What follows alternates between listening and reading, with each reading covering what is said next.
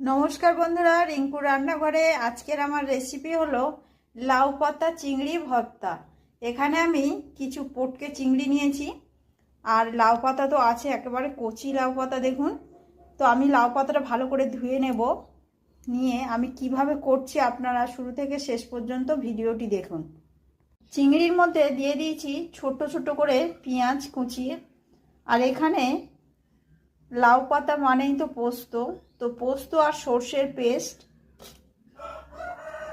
আর এখানে আদা রসুন আর কাঁচা লঙ্কার পেস্ট, আর দিয়ে দেব 3টে শুকনো লঙ্কা।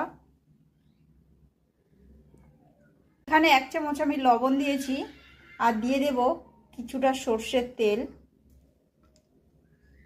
সব কিছুই দেওয়া হয়ে গিয়েছে, এখন ভালো করে আমি মিশিয়ে নেব। মাখা হয়ে গিয়েছে, এখন আমি লাউ পাতার মধ্যে দিয়ে এটা সেদ্ধ করব। এইভাবে পাতাটা ভালো করে গুছিয়ে নেবেন, নিয়ে এর মধ্যে দিয়ে দেব চিংড়ি।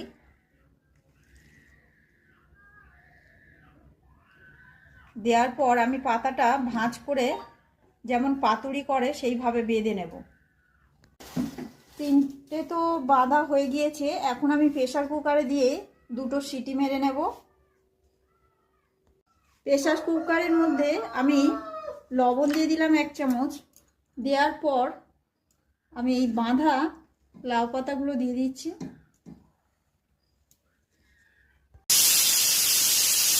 দেখুন বন্ধুরা, সেদ্ধ হয়ে গিয়েছে, এখন আমি প্রেসার কুকার থেকে তুলে নিয়ে জল ঝরাতে দিচ্ছি।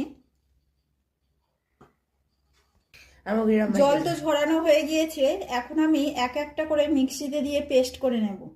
পেস্ট তো হয়ে গিয়েছে, এখন ওপর থেকে দিয়ে দিলাম সর্ষের তেল। সর্ষের তেল দেওয়া হয়ে গিয়েছে, এখন আমি ভালো করে চামচ দিয়ে মেখে নেব। সর্ষের তেল দিয়ে মাখা হয়ে গিয়েছে, তো গরম গরম ভাতের সঙ্গে পরিবেশন করুন। আর কেমন হলো কমেন্ট করে জানাবেন। লাইক, কমেন্ট, শেয়ার, সাবস্ক্রাইব করবেন আমার চ্যানেলটিকে।